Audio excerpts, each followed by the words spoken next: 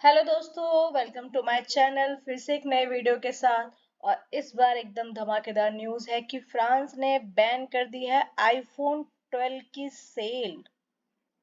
Seriously Y? तो हम ये पढ़ते हैं और साइंस एंड टेक के पर्पज से बहुत ही इंपॉर्टेंट है कि आईफोन 12 की सेल फ्रांस ने क्यों बंद कर दी। तो देखो, फ्रांस का जो रेडिएशन वॉचडॉग है उन्होंने बैन कर दिया। रेडिएशन वॉचडॉग मतलब एक अथॉरिटी है जो कि रेडिएशन चेक करती है। उन्होंने भाई बैन कर दिया कि एप्पल का जो आईफोन 12 है वो स्मार्टफोन ब्रीच कर रहा है यूरोपियन के रेडिएशन एक्सपोजर लिमिट की। जो फोन से जो रेडिएशंस निकलती हैं उनकी एक एक्सपोजर लिमिट यूरोप ने दे रखी है, तो उसको ब्रीच कर रहा है उनका ये आईफोन 12। तो agency the Agence Nationale des Fréquences ANFR, वो वहाँ की एजेंसी है, वो कहती है ट्यूसडे को कि ये जो मॉडल आया आईफोन 12 उसकी स्पेसिफिक एब्जॉर्प्शन रेट, जिसको शॉर्ट फॉर्म में बोलते हैं SAR, ये हायर है देन लीगली अलाउड। मतलब जो लीगली अलाउड है यूरोपियन एक्सपोजर लिमिट जो बताती है उससे ज्यादा है। ठीक है। वाइल अगर सॉफ्टवेयर ये चीज फिक्स कर सकती है प्रॉब्लम को तो ठीक है। अगर नहीं अनरिजॉल्व रहेगा तो ANFR ने कहा है कि it would order a recall of the device across France. मतलब जो भी डिवाइस ये बिक चुकी है या होगी, मतलब पहले ही बिक चुकी है, उसको वापस ले लेगा। ठीक है। अब स्टैंडर्ड एब्जॉर्प्शन रेट क्या है, SAR क्या चीज है? तो SAR वो डोज ऑफ एनर्जी है, वो एनर्जी है जो कि हमारी बॉडी एब्जॉर्ब करती है एनी सोर्स ऑफ रेडिएशन को। मतलब फोन से रेडिएशन निकली, ठीक है, वो रेडिएशन हमने एब्जॉर्ब कर ली, हमारी बॉडी ने एब्जॉर्ब कर ली, उसको क्या करेंगे, स्टैंडर्ड एब्जॉर्प्शन रेट कहेंगे। अब इसकी कोई ना कोई यूनिट होगी, वो यूनिट है वॉट्स पर किलोग्राम ऑफ बॉडी वेट। ठीक है, वॉट्स पर किलोग्राम ऑफ बॉडी वेट, यानी कि 1 किलोग्राम बॉडी वेट कितना वॉट रेडिएशन एब्जॉर्ब कर रही है, कितनी एनर्जी एब्जॉर्ब कर रही है रेडिएशन के थ्रू। अब मोबाइल फोन ट्रांसमिट करते हैं रेडियो फ्रिक्वेंसी वेव। कौन सी वेव?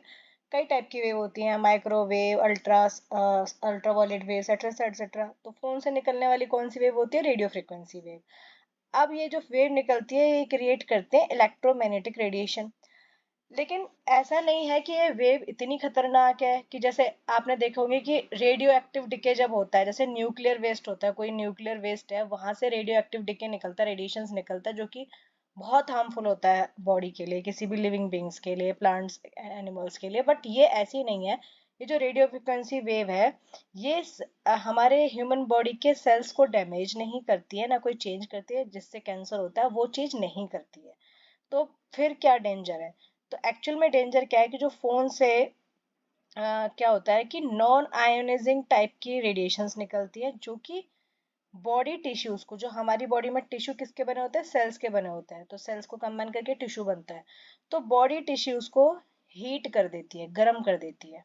ठीक है। अगर सेट लिमिट से ज्यादा, अगर उसमें ऐसे स्टैंडर्ड एब्जॉर्प्शन रेट है, रेडिएशन ज्यादा निकल रही है, और ये भी डिपेंड करता है कितनी देर तक हम उसको डिवाइस को चला रहे हैं, ठीक है, डिवाइस को यूज कर रहे हैं, तो वो हमारी हेल्थ को इफेक्ट करेगा। और इसकी वजह से क्या होगा ना, हीट स्ट्रोक हो सकता है, ठीक है, बॉडी को। अब ये टेस्ट फाउंड किया गया है कि आईफोन 12 में 5.74 वॉट्स पर किलोग्राम, ये इनका स्टैंडर्ड एब्जॉर्प्शन रेट निकला है। लेकिन यूरोपियन स्टैंडर्ड के हिसाब से ये होना चाहिए 4 वॉट्स पर किलोग्राम, तो ये ज्यादा है। ठीक है, थ्रेशोल्ड लिमिट से ज्यादा है, तो वो होना चाहिए। लेकिन जबकि ये जो 4 किलोवाट पर किलोग्राम है ना, 4 वॉट पर किलोग्राम, ये ऑलरेडी यूरोपियंस ने बहुत कम दिया हुआ है थ्रेशोल्ड, जो कि एक्चुअल में मतलब ऐसा थोड़ा बहुत ज्यादा भी होगा तो वो डेंजरस नहीं है। ठीक है, बहुत ही कम रिस्क प्रोवाइड करेगा ह्यूमंस को, लेकिन रिस्क तो रिस्क है। अब एप्पल का क्या रिस्पॉन्स है इस पे? तो एप्पल कहता है कि भाई तुमने ये जो फाइंडिंग्स निकाली है ना कि 5.74 वॉट्स पर किलोग्राम, ये तो है ही नहीं, ये गलत है। कहते हैं कि हम आपके जो ANFR ने जो फाइंडिंग्स दिए हम इसको रिव्यू करेंगे, इस रिजल्ट को हम मतलब चैलेंज करेंगे। कंपनी कहती है कि जो ANFR ने जो multiple Apple and independent third party lab से जो रिजल्ट प्रोवाइड किया है, ठीक है, ANFR विद मल्टीपल एप्पल की प्रोवाइडेड ANFR उन्होंने ANFR को कई सारे एप्पल दिए and independent third party lab के रिजल्ट भी दिए, जो जहां से एप्पल कंपनी ने रिजल्ट करवाया होगा, ठीक है, टेस्ट करवाया होगा। ठीक है।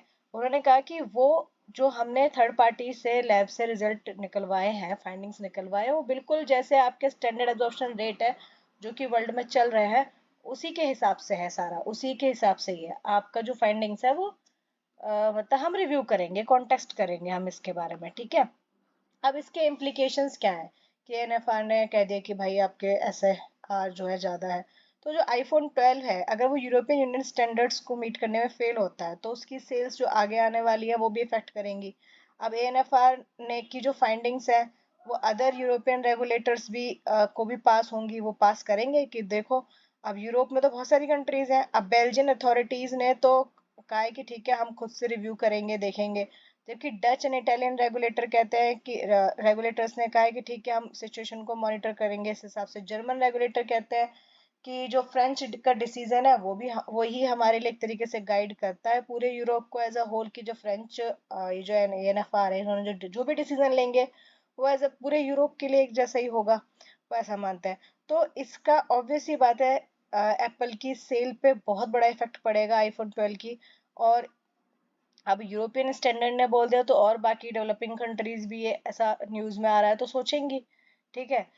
क्योंकि अब देखते हैं कि एप्पल इसके बारे में, एप्पल कंपनी क्या करती है और आगे क्या फाइंडिंग्स आती है, क्या होता है। तो अभी हमारे लिए सिर्फ जानने की ज़रूरत है कि SAR यानी स्पेसिफिक एब्जॉर्प्शन रेट क्या है, यूरोप क्या स्टैंडर्ड है 4 वाट्स पर किलोग्राम, उसकी यूनिट क्या होती है। रेडियो फ्रिक्वेंसी वेव्स निकलते हैं जो कि ह्यूमन टिश्यूज़ को डैमेज कर सकती हैं अगर पर्टिकुलर स्टैंडर्ड से ज़्यादा हो जो स्टैंडर्ड दिया हुआ है, और इससे हीट स्ट्रोक वगैरह होता है, ठीक है।